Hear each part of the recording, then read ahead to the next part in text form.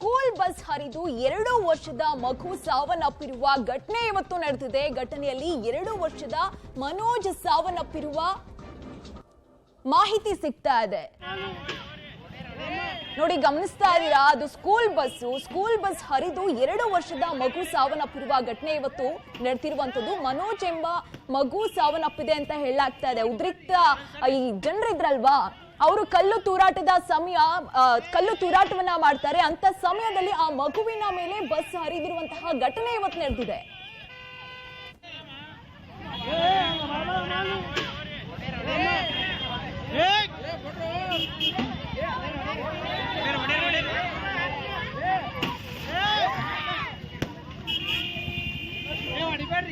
sir